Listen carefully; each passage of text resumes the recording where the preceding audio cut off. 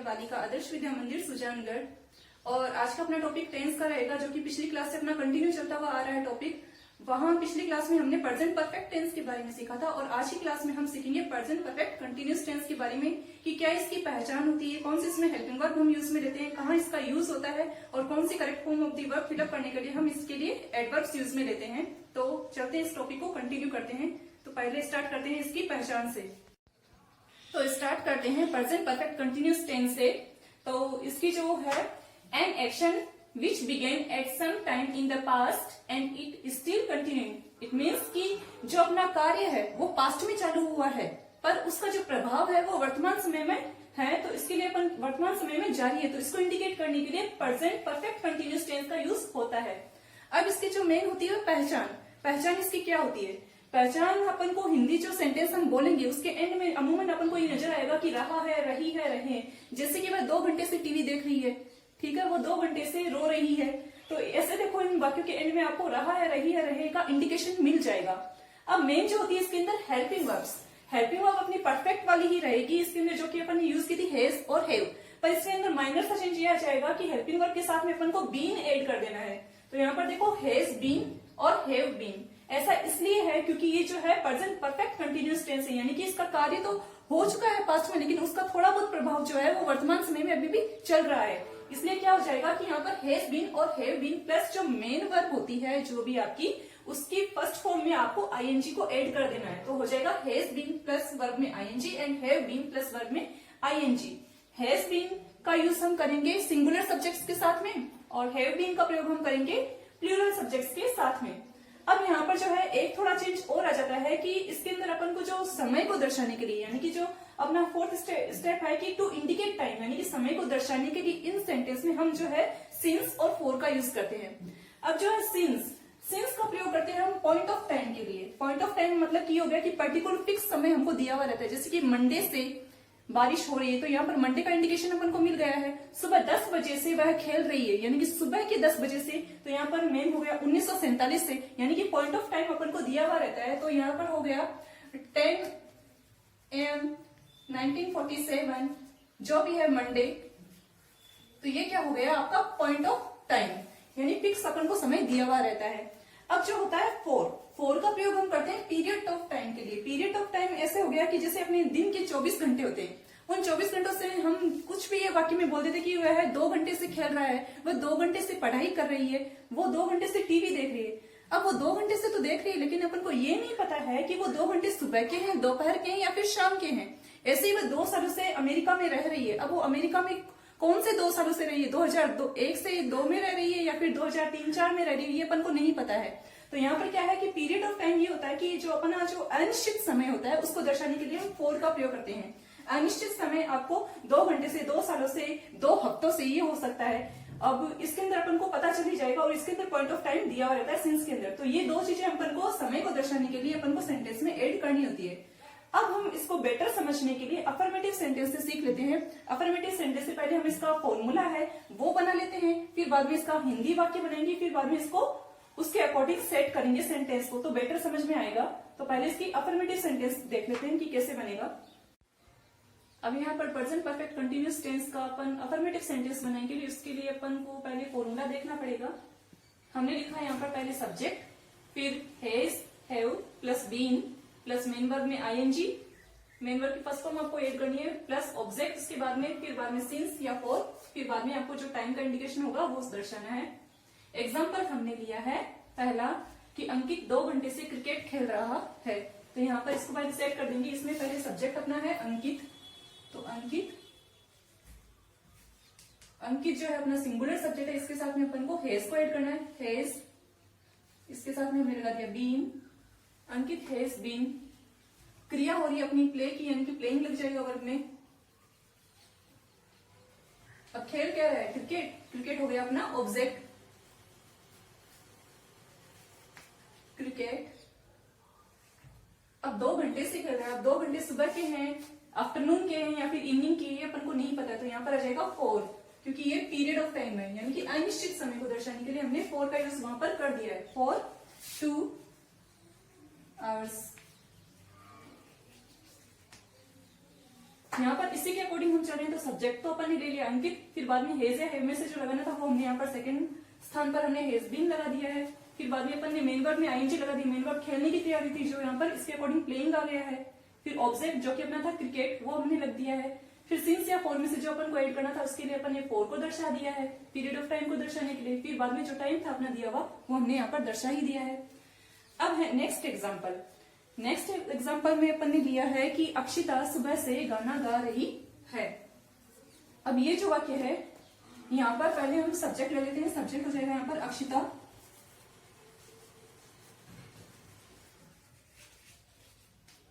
ये भी अपना सिंगुलर सब्जेक्ट ही है, तो अक्षिता हैज बीन, मेन जो वर्ब है इसमें गाने की क्रिया हो रही है, तो यहाँ पर सिंग होता है गाने के लिए, तो यहाँ पर वर्ब में लग जाएगा सिंगिंग, तो Akshita has been singing song. अब यहाँ पर जो मेन है दिया हुआ आपका पर्टिकुलर पॉइंट ऑफ टाइम दे रखा है, यानी कि सुबह से दे रखा है, तो सुबह यानी पॉइंट ऑफ टाइम दे दिया है, तो वहां पर इसको इंडिकेट करने के लिए हम सिंस का प्रयोग करेंगे। ऐसा नहीं दे रखा है इसमें कि अक्षिता गाना गा रही है, अक्षिता अगर गाना गा रही होती तो उसके लिए हम 4 का यूज कर लेते, लेकिन यहाँ पर सुबह से दे रखा है यानी कि पॉइंट ऑफ टाइम दे दिया, तो उसको दर्शाने के लिए आप सिंस का प्रयोग करोगे, तो यहाँ पर आ जाएगा सिंस। अब यहाँ पर टाइम क्या दे रखा है, मॉर्निंग का, ये हो गए आपके अफर्मेटिव वाक्य। आई होप आपको सिंस और 4 का डिफरेंस थोड़ा समझ में आया होगा। सिंस का प्रयोग आपको पॉइंट ऑफ टाइम के लिए और 4 का प्रयोग पीरियड ऑफ टाइम के लिए करना है, ये कोई ज्यादा इतना टफ नहीं है। अब हम देख लेते हैं इसके नेगेटिव सेंटेंस कैसे बनते हैं। अब है सेंटेंस बनाने में अगला जो अपना है वाक्य वो है नेगेटिव सेंटेंस, यानी कि नकारात्मक वाक्य हम कैसे बनाएंगे, तो उसके लिए मैंने स्ट्रक्चर लिख ही दिया है। पहले आप देखिए सब्जेक्ट को लगाना है, फिर बाद में हेल्पिंग वर्ब जो कि आपकी हैज और हैव है, उसके बाद में आपको क्या लगाना है, नोट लगाना है, और नोट के बाद में आपको बीन को ऐड करना है, यानी कि हैज नॉट बीन और have not been plus verb की फर्स्ट फॉर्म में ING plus object plus since या फॉर प्लस टाइम। अब हमने जो एग्जांपल लिया है नेगेटिव सेंटेंस के लिए वो लिया है कि निशा और अक्षिता मार्च से विद्यालय नहीं जा रही है। सेंटेंस को देखते ही हमको ये पता चल गया है कि जो यहाँ पर सब्जेक्ट है वो प्लूरल है, तो प्लूरल के लिए हम यूज में लेंगे हैव। तो यहाँ पर पहले हम सब्जेक्ट लिख लेते हैं एक बार, तो निशा एंड अक्षिता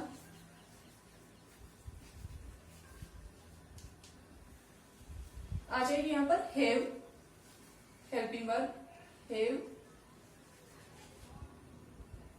हैव के बाद में अपन को ऐड करना है नोट, नोट के बाद में हमको दर्शाना है यहाँ पर बीन, नोट बीन। अब यहाँ पर जो मुख्य क्रिया हो रही है मेन वर्ब जो है वो गो, तो गो में आपको आईएनजी को ऐड करना है, तो Nisha and Akshita have not been going where they are not going school, तो यहाँ पर जाएगा Nisha and Akshita have not been going to school. अब यहाँ पर हमको निश्चित समय अपन को दे रखा है, पर्टिकुलर टाइम अपन को दे रखा है, मार्च का टाइम दे रखा है जो कि फिक्स समय है, तो यहाँ पर आ जाएगा सिंस मार्च। यह हो गया आपका नेगेटिव सेंटेंस। इसी के अकॉर्डिंग हम चल रहे हैं, स्ट्रक्चर के अकॉर्डिंग। सब्जेक्ट हमने ले ही लिया है, 2 सब्जेक्ट इसमें दे रखे थे अपन को निशा एंड अक्षिता, एंड देन हमको हेल्पिंग वर्ब लगानी थी जो कि हमने हैव का यूज किया है क्योंकि सब्जेक्ट अपने प्लूरल थे इसलिए। उसके बाद में हमको यहाँ पर मिडिल में यानी हैव नॉट के बाद में आपको क्या लगाना है, हैव के बाद में नॉट लगाना है, फिर बाद में आ गया आपका बीन, फिर मेन वर्ब में आपको आईएनजी लगानी है जो कि आपने लगाई दी है, फिर आप आ गया यहाँ पर ऑब्जेक्ट, फिर सिंस एंड देन मार्च। ये आपका हो गया सेंटेंस नेगेटिव। तो आपका ये प्रेजेंट परफेक्ट कंटिन्यूअस टेंस का नेगेटिव सेंटेंस हो गया। अब हम देख लेते हैं इंटरोगेटिव सेंटेंस। अब देख लेते हैं इंटरोगेटिव सेंटेंस। इंटरोगेटिव सेंटेंस के अपन को 2 तरीके से एक फॉर्मूले बनाने पड़ेंगे। एक तो आपका हेल्पिंग वर्ब से स्टार्ट होता है वाक्य, और एक होता है आपका डब्ल्यूएच वाक्य से। तो पहला हम देख लेते हैं हेल्पिंग वर्ब से। तो उसका स्ट्रक्चर कुछ इस तरीके से बनेगा कि पहले वाक्य में आपको इंटरोगेटिव वाक्य अगर मिल जाए तो आपको क्या करना है, पहले हेल्पिंग वर्ब लगा देने, यानी कि हैज या हैव लगा देना है, फिर बाद में आपको क्या करना है, सब्जेक्ट को फाइंड आउट करके सब्जेक्ट को लगाना है, फिर बाद में आपको बीन लगाना है। याद रखना कि हेल्पिंग वर्ब पहले आएगी, फिर बाद में आपको सब्जेक्ट लगाना है, फिर बाद में आपको बीन लगाना है, फिर आएगी वर्ब की फर्स्ट फॉर्म में आईएनजी, फिर ऑब्जेक्ट, फिर सिंस या फॉर, फिर टाइम। ये तो हो गया आपका हेल्पिंग वर्ब के थ्रू आउट बनने वाला स्ट्रक्चर। अगला है आपका कि WH वर्ड से बनने वाला स्ट्रक्चर कैसे बनेगा। WH वर्ड्स होते हैं व्हाट, व्हेन, व्हाई, हाउ, जो भी आपके होते हैं, ये आपके WH वर्ड्स होते हैं, तो वो पहले आपको वाक्य में शुरुआत में लगा देने हैं। फिर बाद में आपको वही हेल्पिंग वर्ब जो कि हैज और हैव है, फिर बाद में आपको सब्जेक्ट को लगाना है, फिर आपको बीन, फिर वर्ब में आईएनजी, फिर ऑब्जेक्ट, फिर सिंस या फॉर, फिर आपको लगाना है time and then question mark. तो हमने यहाँ पर जो एग्जाम्पल लिया है वो ये लिया है कि क्या दीप्ति 1 घंटे से खाना बना रही है। तो ये जो वाक्य ये आपका हेल्पिंग वर्ब से स्टार्ट हो रहा है। मैंने आपको ऑलरेडी ये बात क्लियर कर दी थी कि अगर सेंटेंस की शुरुआत में आपको क्या नजर आ जाए तो वो चीज आपकी हेल्पिंग वर्ब से स्टार्ट होती है, और मिडिल ऑफ द सेंटेंस क्या आ जाता है तो वो आपका WH वर्ड से स्टार्ट होता है। तो ये बात आप भी ध्यान रखना। यहाँ पर जो है वाक्य की शुरुआत में हमको क्या नजर आ गया है, तो ये क्या दीप्ति 1 घंटे से खाना बना रही है। तो यहाँ पर पहले हमको क्या लगानी है, हेल्पिंग वर्ब। हेल्पिंग वर्ब होगी आपकी हैज, क्योंकि दीप्ति अपना सिंगुलर सब्जेक्ट है, तो हैज। अब सब्जेक्ट यहाँ पर क्या है, दीप्ति, हैज दीप्ति। उसके बाद में हमको यहाँ पर बीन लगाना है, तो यहाँ पर हमने थर्ड स्थान पे लगा दिया बीन, हैज दीप्ति बीन। अब वर्ब जो है वो फाइंड आउट करनी, तो मेन वर्ब इसके अंदर कुकिंग हो रही है, खाना बना रही है, तो has Deepti been cooking food. अब यहाँ पर हमको ये देखना है कि सिंस आएगा कि फॉर आएगा। वो 1 घंटे से खाना बना रही है, तो 1 घंटा कौन सा ये अपन को नहीं पता है, तो यहाँ पर आ जाएगा फॉर 1 आवर। अब यहाँ पर जो है अगला है सेंटेंस आपका कि अर्पित सुबह से क्या पढ़ रहा है। तो यहाँ पर है कि सुबह से क्या पढ़ रहा है, यहाँ पर फिक्स टाइम दे रखा है, यानी कि आपको सिंस लगाना है। तो यहाँ पर पहले वाक्य में हमको मिल जाएगी हेल्पिंग वर्ब। हेल्पिंग वर्ब से पहले भी मैं आपको यहाँ पर बता दूं कि ये जो वाक्य है वो WH वर्ड वाला वाक्य है। तो यहाँ पर क्या मिडिल में आ गया है सेंटेंस में, तो पहले क्या जाएगा आपका व्हाट, तो व्हाट। अब लगाना है आपको हेल्पिंग वर्ब जो कि आपकी हैज, व्हाट हैज। फिर आपको इसी के अकॉर्डिंग चलना है, तो क्या आ जाएगा, थर्ड नंबर पे सब्जेक्ट आ जाएगा, what has Arpit been. Main जो वर्ब हो रही है वो रीडिंग की हो रही है, तो रीड में आईएनजी लग गया है, what has been Arpit reading since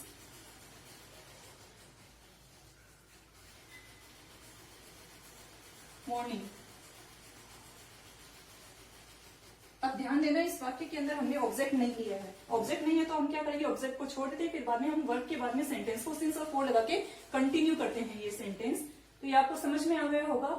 इसके अंदर खाली इतना ध्यान रखना है आपको कि हेल्पिंग वर्ब से अगर सेंटेंस स्टार्ट हो रहा है तो पहले आपको हैज लगा देना है, फिर बाद में आपको क्या करना है कि उसके बाद में आपको सब्जेक्ट लगा देना है, फिर बाद में आपको बीन थर्ड नंबर पे लगाना है, उसके बाद में आईएनजी लगेगा वर्ब में, फिर ऑब्जेक्ट, फिर सिंस और फॉर, फिर टाइम, फिर आपको क्वेश्चन मार्क। ऐसे ही आपको WH वर्ड में करना है। WH वर्ड के अंदर सेम सिमिलर प्रोसेस रहेगा, बस क्या करना है आपको WH वर्ड इसमें आगे लगा देना है। इतना ही है ये सेंटेंस। अब देख लेते हैं हम इंट्रोगेटिव नेगेटिव सेंटेंस कैसे बनता है। अब है इंट्रोगेटिव नेगेटिव वाक्य जो कि आपका प्रेजेंट परफेक्ट कंटिन्यूअस के अकॉर्डिंग आपको सेट करना है। इसके लिए अपन ने स्ट्रक्चर बना दिया है, पहला हेल्पिंग वर्ब वाला, जिसके अंदर आपको पहले हेल्पिंग वर्ब लगानी है, सेकंड नंबर पे आपको सब्जेक्ट फाइंड आउट करके सब्जेक्ट लगाना होता है, थर्ड नंबर पे आपका नोट आएगा क्योंकि ये आपका इंट्रोगेटिव नेगेटिव वाक्य है इसलिए, फिर बाद में फोर्थ नंबर पे आपका बीन आ जाएगा, फिर बाद में जो मेन वर्ब हो उसमें आईएनजी आपको ऐड करना है, फिर बाद में object and then since, for plus time और फिर क्वेश्चन मार्क। ऐसे आपको WH वर्ड वाला एग्जाम वो जो स्ट्रक्चर है वो ऐड करना है। तो उसके लिए आपको क्या करना है, इसी सेंटेंस के अंदर आपको क्या करना है, ज्यादा कुछ चेंज नहीं करना है, बस खाली WH वर्ड्स को आगे लगा देना है। अब हम देख लेते हैं पहले एग्जाम्पल। तो एग्जाम्पल हमने लिया है कि क्या सीता जुलाई से मंदिर नहीं जा रही है। अब ये जो अपना एग्जाम्पल है ये आपका हेल्पिंग वर्ब से स्टार्ट होने वाला एग्जाम्पल है। तो उसके लिए पहले हम क्या करेंगे, इसको सेंटेंस को इंग्लिश में ट्रांसलेट करेंगे। तो उसके लिए पहले हमको हेल्पिंग वर्ब लगानी है जो कि अपनी हो जाएगी हेज, क्योंकि सब्जेक्ट अपनी सीता है जो कि सिंगुलर सब्जेक्ट है। तो यहाँ पर आ जाएगा हेज सीता।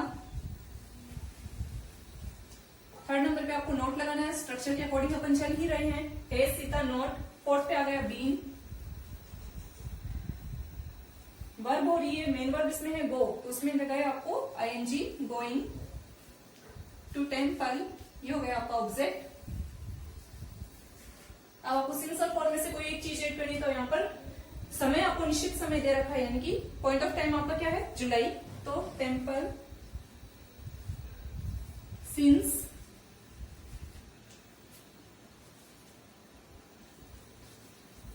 जुलाई। स्ट्रक्चर के अकॉर्डिंग ही हमने इस सेंटेंस को हिंदी तो इंग्लिश ट्रांसलेट कर दिया है, hey Sita not been going to temple since July. इसी तरीके से आप क्या करोगे कि आप डब्ल्यूएच वर्ड वाले एग्जांपल्स खुद सेट करोगे, खुद बनाओगे। ये जो आपको एग्जांपल सिखाए जा रहे हैं वो आपको स्पोकन की दृष्टि से भी काफी हेल्प करेंगे। आपको क्या करना है, स्ट्रक्चर को देखना, उसको देखकर आपको खुद से हिंदी के एग्जांपल बनाइए, फिर आप उसको हिंदी टू इंग्लिश ट्रांसलेट कीजिए। ये आपके स्पोकन में भी काफी हेल्प करेंगे और आपको जब आप टेक्स्ट बुक वगैरह रीड करोगे तो उसमें भी आपकी काफी हेल्प हो जाएगी। बाकी correct form of the verb का टॉपिक तो अपना साथ में चल ही रहा है, तो ये आप देखते रहिए और इनको ये करते रहिए। अब हम देख लेते हैं कि कहाँ कहाँ इस प्रेजेंट परफेक्ट टेंस का हम प्रेजेंट परफेक्ट कंटिन्यूअस टेंस का हम यूज करते हैं। अब मेन जो है प्रेजेंट परफेक्ट कंटिन्यूअस टेंस के हम यूज देख लेते हैं, क्योंकि जो इसके वो गैप फिलिंग होगी, जो correct form of the verbs आएंगी वो तो इस तरीके से आएगी, तो आपको उसके अंदर क्या होगा कि सेंटेंस के अंदर ही आपको सिंस, फॉर या फिर टाइम का इंडिकेशन नजर आएगा, तो उसको देखकर आपको पता चल जाएगा कि जो ये वाक्य है वो आपका प्रेजेंट परफेक्ट कंटिन्यूअस टेंस का वाक्य है। वो आपको खाली हिंदी में ट्रांसलेट करके देखना होगा। अब मैं आपके में बता देती हूँ कि इसके यूज कहाँ कहाँ होते हैं, क्योंकि इसमें इसके जो रूल्स होते हैं वो ही ज्यादा इंपॉर्टेंट है। जो इसमें दो मेन जो रूल मैंने देखे हैं वो एक तो पहला ये है कि with an action begin some time in the past and it still continue, यानी कि जो कोई कार्य है वो पास्ट में कोई भी चालू हुआ था और उसका जो प्रभाव है, यानी कि अभी भी जो है वो कार्य बना हुआ है। जैसे कि आप ये एग्जांपल देखिए, जो पहला एग्जांपल हमने दिया है कि इसके अंदर है कि those saints have been singing hymns for half an hour. अब यहाँ पर देखिए कि वो जो साधु लोग हैं वो भजन जो गा रहे हैं वो आधे घंटे से भजन गा रहे हैं, यानी कि उन्होंने आधा घंटे से पहले से वो कार्य को स्टार्ट कर दिया है, पर उसका प्रभाव जो है वो भी एट प्रेजेंट टाइम में बना हुआ है। तो यहाँ पर क्या होता है कि यहाँ पर प्रेजेंट परफेक्ट कंटिन्यूअस टेंस का यूज होता है। अगला जो है देखिए आप example, with the action begin repeated bye now, यानी कि जो ये कार्य है वो अब तक जो रिपीट किए जा रहे एक्शंस हैं उनके साथ में अपन किसका यूज करते हैं, present perfect tense continuous tense का यूज करते हैं। जैसे कि देखिए एग्जांपल हमने लिया है, they have been going to morning classes in music, यानी कि वो जो संगीतकालीन जो क्लासे हैं, संगीत की जो क्लासे अटेंड करने के लिए वो क्या कर रहे हैं कि म्यूजिक की जो क्लासे हैं वो सुबह की क्लासों में वो नियमित ही जा रहे हैं, यानी कि ये जो कार्य है वो उनका ऑलरेडी पहले से स्टार्ट हो चुका है, लेकिन अभी तक वो कंटिन्यू, आने वाले समय में भी वो शायद वो कंटिन्यू रहने वाला है। तो इसके लिए हम क्या करेंगे, प्रेजेंट परफेक्ट टेंस का यूज कर देंगे। इसके अंदर मेन जो इसके यूज थे वो इसके दो ही यूज थे, वो आपको इसमें पता चल जाएंगे। और तीसरी बात ये है कि आपको जो इसकी एडवर्ब्स होगी, एडवर्ब का इंडिकेशन तो आपको परफेक्ट टेंस को देख के ही पता चल जाएगा कि परफेक्ट टेंस की हमने एडवर्ब वहां पर दिखी थी, तो एक आध वो परफेक्ट टेंस की एडवर्ब इसके अंदर शायद कहीं ना कहीं आपको सेंटेंस में नजर आ जाएंगी। दूसरा ये कि अगर दो सेंटेंस साथ में आ जाते हैं बाय चांस, तो उसमें क्या होगा कि आपको सिंस, फॉर या फिर ऑल प्लस आपको कोई ईयर दिया हुआ रहेगा, जिसको देखते हुए आपको इंडिकेशन मिल जाएगा ये जो हमारा पर्टिकुलर टेंस है वो कौन सा टेंस है, परफेक्ट है कि परफेक्ट कंटिन्यूअस टेंस है। इसके जो ये यूज थे, ये खाली इस दो मेन जो यूज थे वो मैंने आपको बता दिए हैं, ये आपको देखते ही पता चलेंगे। इनको आपको थोड़ा ध्यान रखना पड़ेगा और थोड़ी इंपॉर्टेंट भी है ये दो रूल। अब हम पास्ट टेंस के बारे में सीखेंगे। पास्ट टेंस है, पास्ट टेंस के भी आपके चार टाइप होते हैं। पहले मैं बता देती हूँ कि पास्ट टेंस होता क्या है। पास्ट टेंस ये होता है कि आपकी जो बीता हुआ जो समय होता है, यानी कि जो आपका दिन बीत चुका होता है, उस समय के अंदर वो कोई घटना या इवेंट घटित हो चुकी होती है। जैसे कि मैंने कल साइन क्यू चलाई, वो काम मैंने कल में किया था, यानी कि कल की डेट में हम जो काम करते हैं उसको होने को वो पूरा कौन दर्शाता है, पास्ट टेंस दर्शाता है। पास्ट टेंस के भी वैसे चार टाइप होते हैं। सिंपल पास्ट टेंस जिसको हम पास्ट इंडेफिनिट टेंस कहते हैं, पास्ट कंटिन्यूअस टेंस यानी कि past progressive, past perfect and then past perfect continuous tense. आज की क्लास में हम सीखेंगे पास्ट इंडेफिनिट टेंस के बारे में।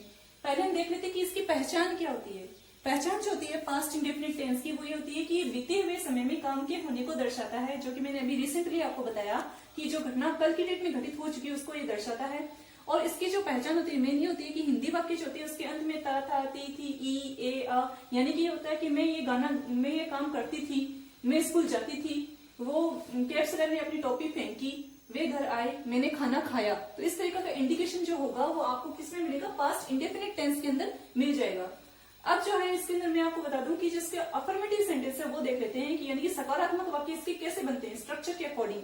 तो यहाँ पर जो अफर्मेटिव वाक्य होंगे इसके, उसके लिए मैंने स्ट्रक्चर तैयार किया है। उसके अंदर है कि पहले आपको सब्जेक्ट लगा देना है। सब्जेक्ट वही सिंगुलर प्लूरल, उसका नॉलेज आपको होना चाहिए। Singular he she it, plural I we you they, वो थे आपके प्लूरल सब्जेक्ट्स। उसके अंदर क्या करना है, उसके बाद में आपको वर्ब की सेकंड फॉर्म लगानी है। एक बात इसके अंदर आपको नोट करनी होगी कि आपके अंदर यहाँ पर सब्जेक्ट चाहे सिंगुलर हो चाहे प्लूरल हो, दोनों के अंदर आप क्या करोगे कि वर्ब की सेकंड फॉर्म का यूज आप कर सकते हो। थर्ड नंबर पे आ जाएगा ऑब्जेक्ट एंड एडजेक्टिव जो भी है। अब देखते हैं कि इसका जो एग्जाम्पल हमने लिया है, हमने अपना पार्ट याद किया। अब यहाँ पर क्या करना है कि आपको उसमें सब्जेक्ट को फाइंड आउट करना है। सब्जेक्ट इसके अंदर हो गया आपका वी। अब मेन जो वर्ब है, मेन वर्ब की आपको सेकंड फॉर्म अप्लाई करनी है। मेन वर्ब इसके अंदर लर्न करने की होनी है, यानी कि याद करने की क्रिया होती है। तो यहाँ पर क्या जाएगा, वी लर्न, LEAR और LEARNT, we learn our lesson. ये इसका नॉर्मल सा अफर्मेटिव वाक्य है, यानी कि सकारात्मक वाक्य। इसके अंदर ज्यादा कुछ नहीं करना है, खाली सब्जेक्ट लग जाएगा, मेन वर्ब की सेकंड फॉर्म अप्लाई करनी है, ऑब्जेक्ट लगाना है। अगर एडजेक्टिव है तो वो भी आप लगा सकते हो। ये था आपका पास्ट इंडेफिनिट टेंस, यानी कि जो पास्ट में घटना घटी तो ये उसको दर्शाने के लिए हम पास्ट इंडेफिनिट टेंस यानी सिंपल पास्ट का प्रयोग करेंगे। अब हम देख लेते हैं इसका नेगेटिव सेंटेंस कैसे बनता है। नेगेटिव सेंटेंस के लिए हम देखते हैं पहले, अब हम पास्ट इंडेफिनिट टेंस का नेगेटिव सेंटेंस बनाना सीखेंगे कि नेगेटिव सेंटेंस का कैसे बनता है। तो नेगेटिव सेंटेंस के लिए आपको हेल्पिंग वर्ब चाहिएगी, वो होती है डिड। तो यहाँ पर मैंने ऑलरेडी लिख दिया कि डिड जो हेल्पिंग वर्ब होगी वो आपके नेगेटिव सेंटेंस में भी काम आएगी और इंट्रोगेटिव सेंटेंस के अंदर भी काम आती है।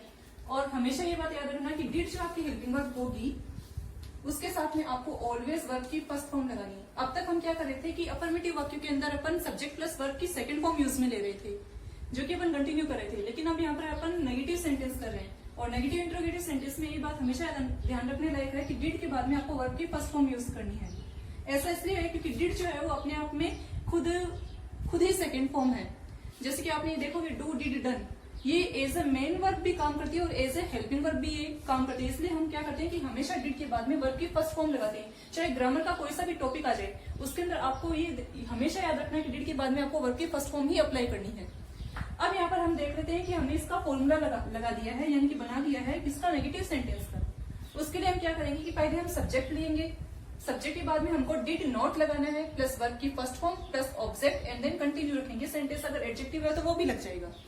हमने जो वाक्य है एग्जाम्पल उदाहरण वो ये लिया है कि मैं कल जयपुर नहीं गई। अब यहाँ पर अपन को इंडिकेशन साफ साफ नजर आ गया कल का, ये तो अपना किसका है, पास्ट का, नहीं गई। पहचान में मैंने आपको ऑलरेडी बताया था ई आ ए, ये सारी चीजें किसमें आएगी, पास्ट टेंस में आएगी, जो कि इसकी पहचान का इंडिकेशन अपन को मिल जाएगा। तो यहाँ पर हम सेंटेंस को अरेंज कर लेते हैं। पहले सब्जेक्ट देख लेते हैं, यहाँ पर हो जाएगा सब्जेक्ट आई के बाद में आपको क्या लगाना है, डिड। अब यहाँ पर एक चीज और क्लियर कर देती हूँ कि चाहे सब्जेक्ट आपका सिंगुलर हो चाहे आपका प्लूरल सब्जेक्ट हो, उनके साथ में आपको डिड का ही यूज करना है। तो यहाँ पर आ जाएगा आई डिड नॉट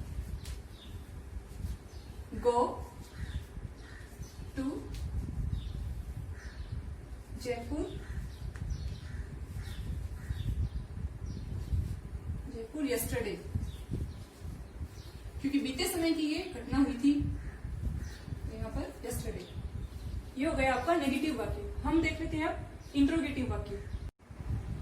अब हम देख लेते हैं पास्ट इंडेफिनिट टेंस में सेंटेंस स्ट्रक्चर का तीसरा टाइप, जो कि आपका इंट्रोगेटिव सेंटेंस।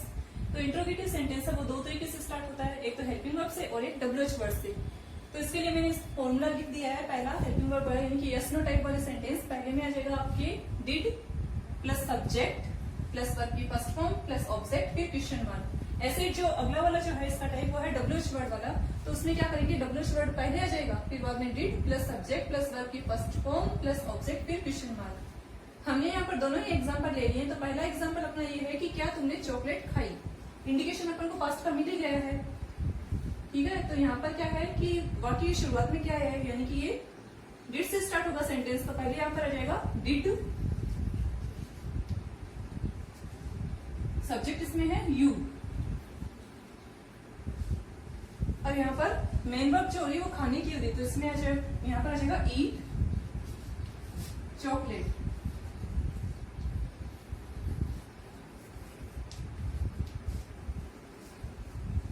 इसको आप यस नो टाइप वाला सेंटेंस भी बोलते हो।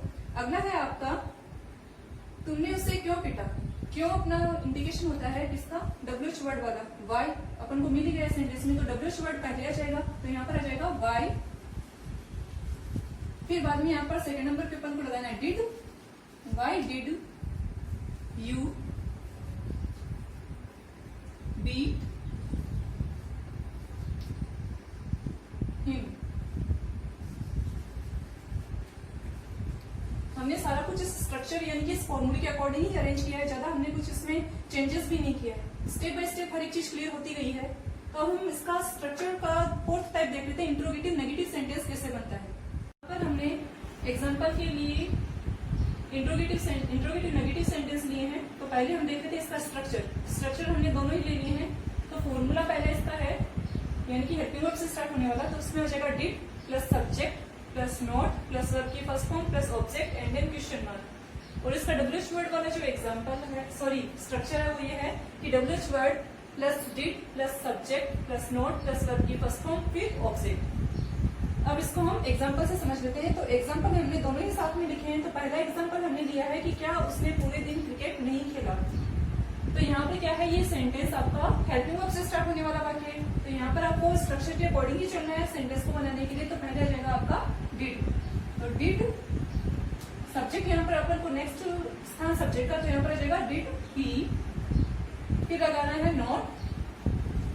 वर्ब आपकी क्या है, प्ले होना है, तो यानी कि खेलना क्रिया play. Did he not play. Object यहाँ पर क्या आपका क्रिकेट, बॉल डे।